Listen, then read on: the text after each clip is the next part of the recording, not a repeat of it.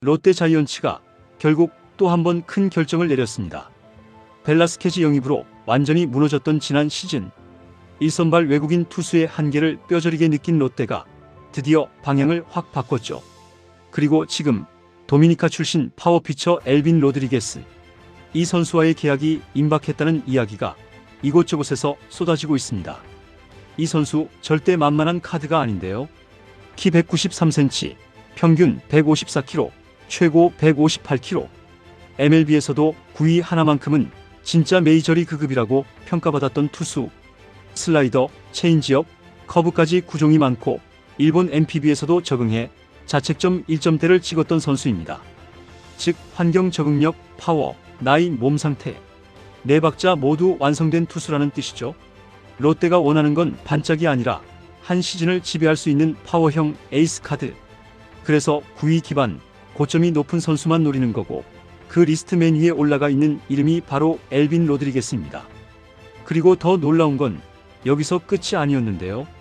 구단 내부에서는 아시아 쿼터 영입도 사실상 확정, 대만 특급 하이어볼러 왕우재와의 계약도 완료되었다는 이야기가 나오고 있죠.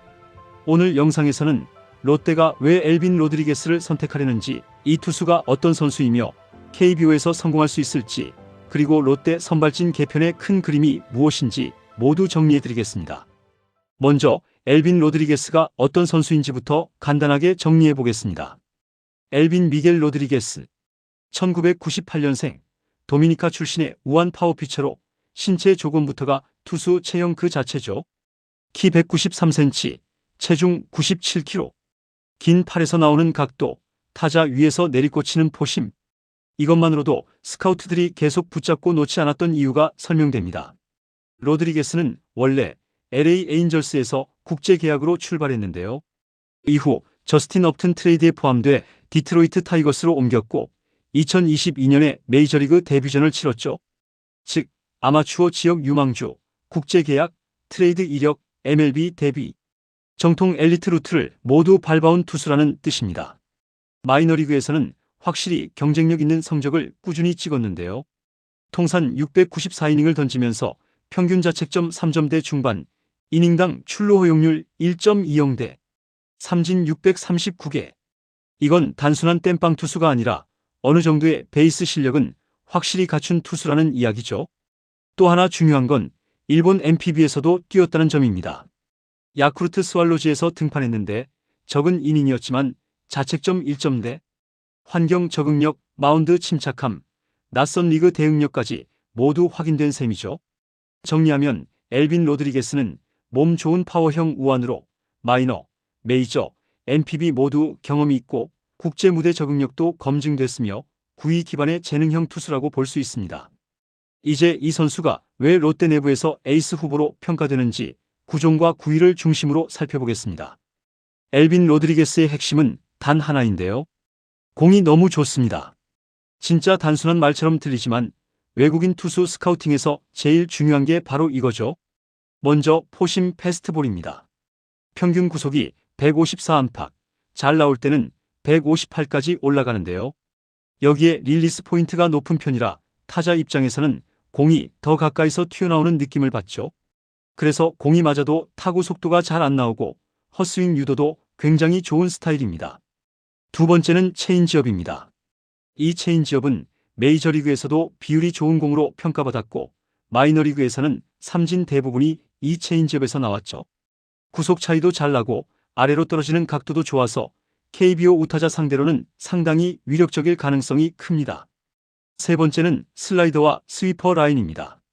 로드리게스는 기본적인 슬라이더 외에도 슬라이더를 옆으로 더 벌리는 스위퍼형 슬라이더를 던지기도 하는데요. 제구가 흔들리면 약점이 되지만 구종 자체의 퀄리티는 MLB 시절에도 잠재력 있다고 평가받았던 공이죠. 슬라이더가 빠르게 들어오고 스위퍼는 옆으로 더 멀리 흘러가면서 타자 입장에서는 타이밍 잡기가 훨씬 까다롭습니다. 네 번째는 커브입니다. 로드리게스의 커브는 속도가 느리고 크게 떨어지는 스타일로 포심, 슬라이더, 체인지업과는 완전히 다른 타이밍을 주죠. 직구가 빠른 투수가 느린 커브를 섞기만 해도 타자들은 리듬이 무너지는 경우가 많습니다. 그리고 마지막으로 커터인데요. 자주 던지는 구종은 아니지만 직구와 슬라이더 사이의 구속으로 배트 중심을 미세하게 비틀어내는 용도로 사용하고 있죠. KBO에서는 커터 하나만 제대로 들어가도 땅볼 유도나 승부 조절에 큰 도움이 될 수 있습니다. 공이 빠르고 무겁고 변화구까지 갖췄으며 KBO에서 적응할 확률이 높은 투수. 그래서 롯데가 이 선수를 주목한 것이죠. 엘빈 로드리게스는 메이저리그에서는 재고 불안으로 자책점이 높았지만 스카우트들 사이에서는 9위만큼은 확실히 메이저리그급이라는 평가를 받을 정도로 평균 154, 최고 150하의 강력한 패스트볼을 인정받았던 투수입니다. AAA에서는 이닝당 출루 허용률이 1.4대로 높지만 삼진 비율이 확실히 뛰어나 맞으면서 헛스윙도 많이 나는 전형적인 파워피처 성향을 보였고, 특히 일본 NPB에서는 평균 자책점 1점대, 피안타 억제까지 성공하며 환경만 맞으면 훨씬 안정적인 투수가 될 수 있음을 스스로 증명했죠. 정리하면 9위는 KBO 최상급이고 경험도 있고 적응력까지 보여준 고점 확실한 완성형 파워피처가 바로 엘빈 로드리게스입니다. 롯데는 로드리게스 영입에 더해 아시아쿼터에서도 사실상 답을 찾았는데요. 내부에서는 이미 대만 특급 파이어볼러 왕우재와의 계약이 거의 마무리됐다는 이야기가 돌고 있죠. 이 선수 역시 만만한 투수가 아닌데요. 최고 154km, 평균 150km 초반의 빠른 공을 던지는 22세 파이어볼러로 대만에서도 대표팀 미래 에이스감으로 평가받는 유망주입니다. 일본, 한국 스카우트들이 동시 관찰을 이어오던 선수였고, 일본 세이부가 제시한 28만 달러 계약도 거절할 정도로 자신감이 강한 투수이기도 하죠. 롯데가 로드리게스, 왕우재, 이렇게 외인 1선발 아시아쿼터 파이어볼러 투트랙으로 선발진을 개편한다면 내년 로테이션 자체가 완전히 달라질 가능성이 큽니다. 한 시즌 전체를 버틸 힘을 선발진 자체에서 만들어내려는 전략으로 보이며 이번 겨울 롯데의 방향성이 매우 뚜렷해진 부분이죠. 결국 롯데가 이번 겨울 보여주는 모든 움직임의 핵심은 단 하나입니다. 다시는 작년 같은 실패를 반복하지 않겠다. 벨라스케즈 하나에 모든 걸 걸었다가 선발진이 무너지고 시즌 전체가 흔들렸던 그 악몽을 다시 겪지 않겠다는 강한 의지가 드러나고 있죠. 그래서 9위, 구종, 적응력 3박자를 갖춘 로드리게스를 최우선으로 선택했고, 여기에 젊고 강력한 파이어볼러 왕우재를 함께 묶으며 선발진의 체질을 완전히 바꾸려는 겁니다. 만약 두 카드가 계획대로 들어온다면 롯데는 외국인 1선발, 아시아쿼터 파워피처, 국내 박세웅, 나균환 라인으로 이어지는 확실한 힘을 가진 로테이션을 구축할 수 있죠. 물론 로드리게스의 재구 안정성, 왕우재의 프로 적응 같은 변수도 있지만 이번 결정 자체는 충분히 공격적이고 전략적인 선택입니다.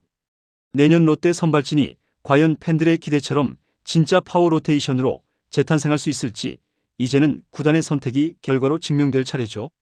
이번 영상은 여기서 마치겠습니다.